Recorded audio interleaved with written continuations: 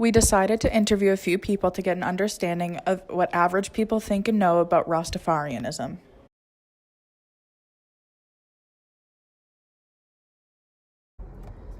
What is the first thing you think of when you hear the word Rastafarianism?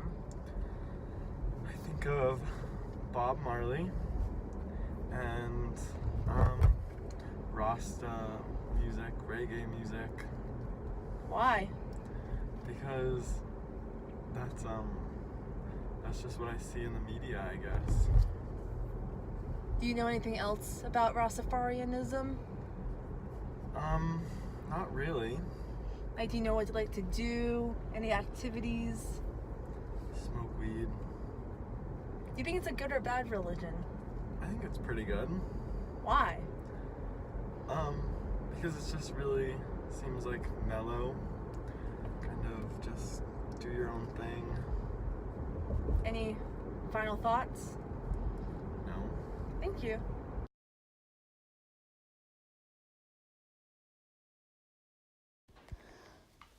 Okay. What comes to mind when you hear the word Rastafarian? A Jamaican in a Ferrari, Why is this? because Rasta sounds like a Jamaican thing and Farian sounds like Ferrari. Okay. So, what do you know about the Rastafarian religion? It's Jamaican. Do you know anything else?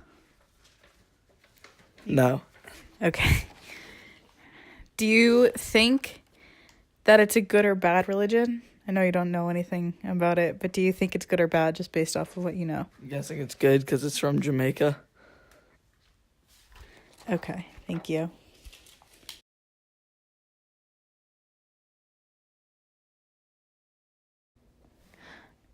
Okay, what comes to mind when you hear the word Rastafarian?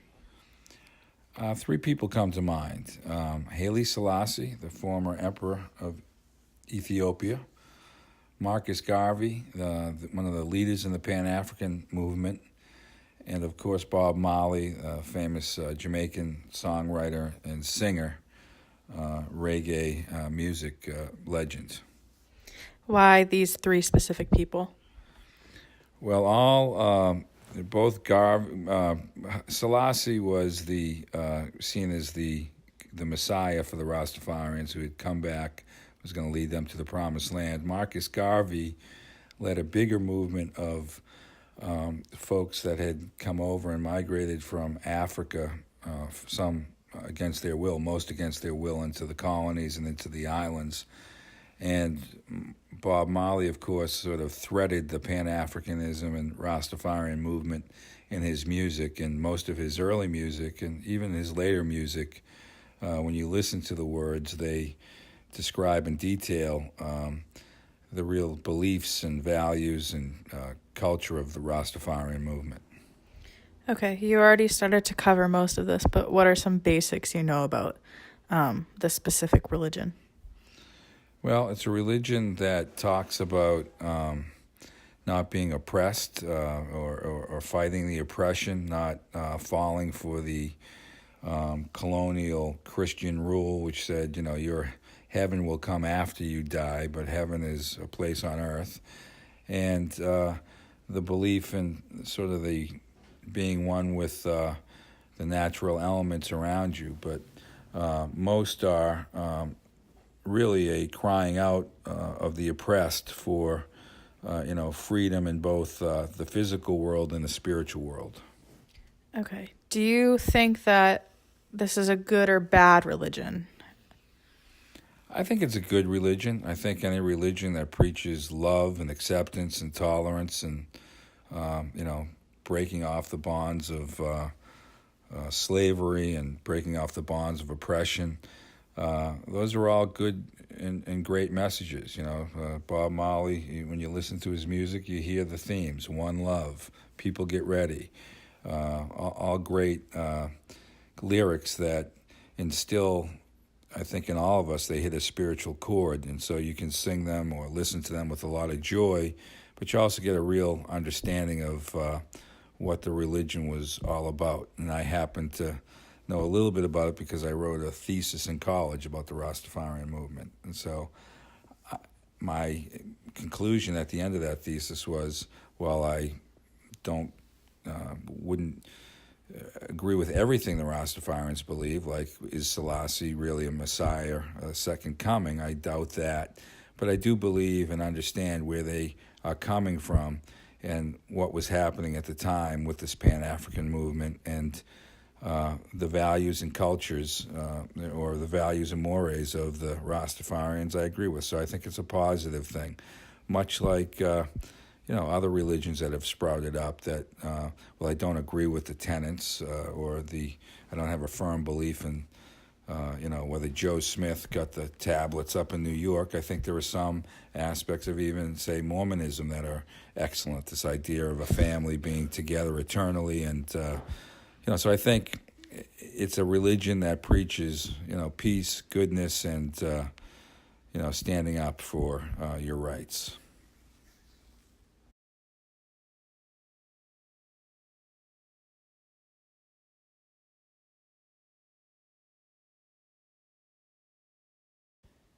Rastafarianism began in Ethiopia.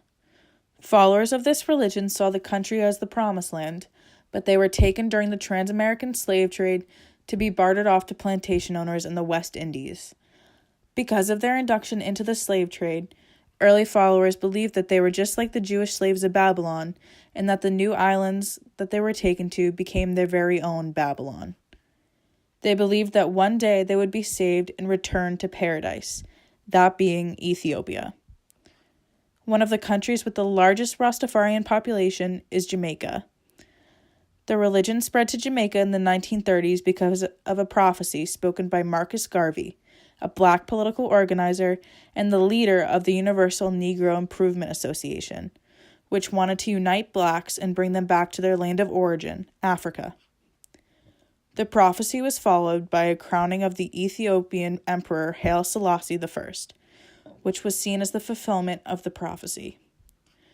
He visited Jamaica in 1966 and was greeted with vast enthusiasm, and this became one of his most monumental trips. The first branch of Rastafari was established in Jamaica by Leonard P. Howell. He preached about the divinity of Emperor Haile Selassie I and how the blacks will gain superiority over the whites.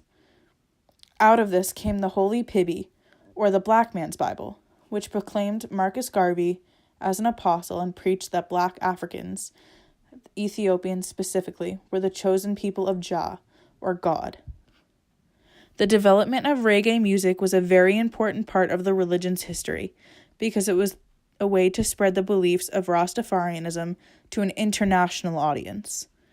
Traditional followers of the religion did not enjoy the popularity of this music because they thought that the religion would be entangled with commercialism and become a cultural fad.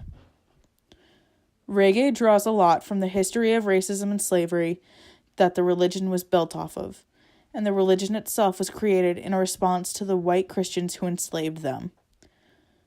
In the following 3 verses of Bob Marley's Buffalo Soldier, this theme of responding to their oppressors is very evident, and you will see why.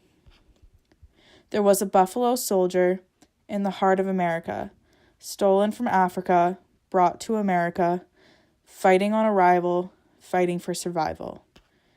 To me, it makes a lot of sense how the dreadlock Rasta was the buffalo soldier, and he was taken from Africa, brought to America, fighting on arrival, fighting for survival. If you know your history, then you would know where you're coming from. Then you wouldn't have to ask me, who the heck do I think I am? The lyrics specifically mention the slave trade, and they challenged the oppressor by relating the Rastafari people to a buffalo soldier, which is most likely a very powerful warrior in African culture. As a fun fact, you can also see references to dreadlocks, which is a big part of Rastafari culture. The dreadlock hairstyle originated in Africa from the specific Maasai tribe in Kenya and is worn by various other tribes there still today.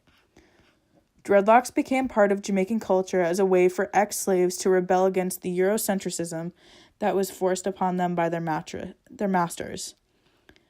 Rastafarians grow their hair into dreadlocks because it is part of the Nazarite vow.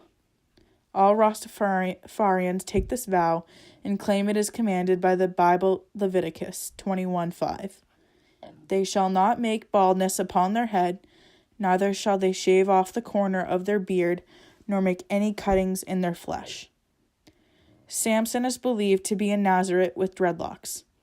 Many Rastafarians believe that, like Samson, their hair is their strength and also their weakness if it is cut off.